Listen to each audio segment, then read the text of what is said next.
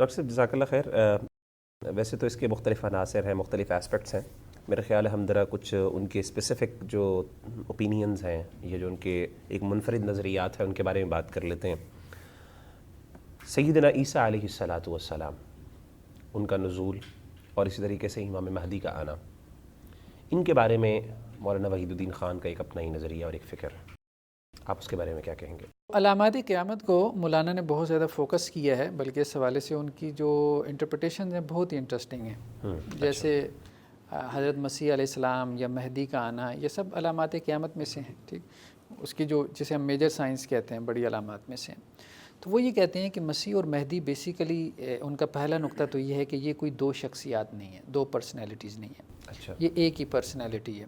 یعنی ایک ہی پرسنالٹی کی دو مختلف پہلو ہیں، ایسپیکٹس ہیں جن کو احادیثوں میں واضح کیا گیا ہے. ایک ایسپیکٹ سے اس کو مہدی کہہ دیا گیا، یعنی وہ گائیڈڈ پرسن تھا جس کو اللہ کی طرف سے ہدایت یافتہ تھا، اس لیے اس کو مہدی کہہ دیا گیا.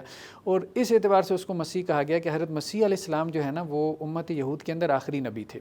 حضرت یعقوب سے لے کے حضرت عیسیٰ تک جو ہے وہ 2000 سال تک نبوت امت یہود میں رہی، بنی اسرائیل کے اندر رہی. تو وہ چونکہ ان کی اصلاح کے لیے آنے والے آخری آدمی تھے، تو امت محمدیہ صلی اللہ علیہ وسلم کی اصلاح کے لیے جو آخری آدمی کھڑا ہوگا، جو آخری ریفارمر ہوگا، ایک اعتبار سے اس کو اس پہلو سے مسیح کہا گیا. تو بیسیکلی یہ ایک ہی پرسنالٹی ہے. ایک تو ان کا یہ کہنا، ٹھیک ہے، ریفارمر ہے، ایک ریفارمر. ہاں، دوسرا انہوں نے یہ بات کہی ہے کہ یہ ایسا کچھ بھی نہیں ہے جیسے حدیثوں میں کہا گیا کہ جی اس کا آسمانوں سے نزول ہوگا جو مسیح ہے.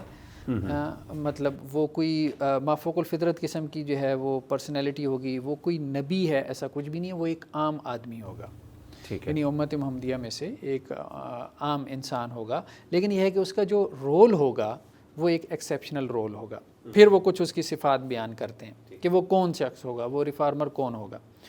وہ یہ کہتے ہیں کہ جی بیسیکلی وہ ریفارمر جو ہے وہ عالمی کمیونیکیشن کے دور میں پیدا ہوگا. مطلب یہ جو آئی ٹی کا دور ہے، ایک اس کی یہ صفت ہوگی. ٹھیک ہے، تو اس اعتبار سے ہم دونوں بھی اس کے لیے کوالیفائی کر جاتے ہیں. ٹھیک ہے. تو دوسری صفت اس کی یہ ہوگی کہ وہ فتنہ دہیمہ کا ایک لفظ آتا ہے بعض روایات میں، انٹلیکچوئل ڈارکنیس.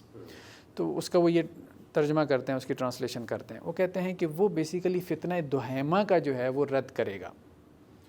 ہاں، مسیح کا جو اور مہدی وہ ہوگا جو فتنہ دہیمہ کا رد کرے گا. اب بعض دوسری تحریروں میں انہوں نے یہ بات کہی ہے کہ فتنہ دہیمہ جو ہے اس سے مراد مولانا مودودی کی فکر ہے، پولیٹیکل اسلام والی فکر. باقاعدہ مولانا کا نام، ہاں مولانا کا نام لے کے کہا.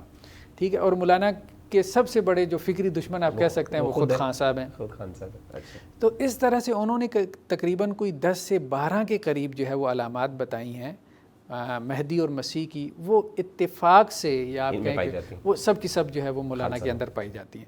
مثال کے طور پہ وہ یہ کہتے ہیں کہ حدیث کے اندر آتا ہے کہ آخری زمانے میں جو ہے وہ کچھ لوگ آئیں گے، وہ دین کا کام کریں گے. رسول اللہ صلی اللہ علیہ وسلم نے ان کو کہا کہ یہ اخوانی رسول ہیں، یعنی رسول صلی اللہ علیہ وسلم نے ان کو اپنے بھائی کہا. پھر وہ کہتے ہیں کہ جی میں یقینی طور پہ یہ کہتا ہوں کہ جو سی پی ایس کی ٹیم ہے، centre for piece and spirituality, یہ ان کا ادارہ ہے، تو یہ اخوان رسول ہیں. اچھا، ہاں، اور کہا کہ جی ان کا جو لیڈر ہے، ایک تیسری جگہ کہا کہ وہ مہدی اور مسیح ہوگا. تو اگرچہ ایک جگہ پہ انہوں نے یہ کلیم نہیں کیا، لیکن یہ ہے کہ مختلف جگہ پہ جو انہوں نے کلیم کیے ہیں کہ اخوان رسول سے مراد جو حدیث میں آیا ہے وہ ہماری ٹیم ہے. اور ایک دوسری جگہ پہ کہا کہ جی اس ٹیم کا جو لیڈر ہوگا وہ بیسیکلی مہدی اور مسیح کا رول ادا کرے گا. اور پھر یہ ہے کہ وہ جو ایک انٹلیکچولی جو ڈارکنس پیدا ہو جائے گی مولانا مودودی کی تحریروں کی وجہ سے یا اور کچھ لوگوں کی تحریروں کی وجہ سے، جیسے وہ سب کو رگیتے ہیں، شاہ اللہ دہلوی سے لے کے سید قطب تک کسی کا نام انہوں نے نہیں چھوڑا، ایک ایک کا نام لیتے ہیں. ہاں، علامہ اقبال ہیں، کرزاوی صاحب ہیں، فلاں ہیں، سب کا نام لے کے کہتے ہیں کسی نے بھی کوئی کام نہیں کیا. ہزاروں لوگوں کی تحریریں میں نے پڑھی ہیں، بیکار لوگ ہیں، پرانی باتیں جو ہے وہ نئے انداز میں بس کرتے رہتے ہیں، لیکن کسی کا بھی کوئی کریٹیو ورک نہیں ہے.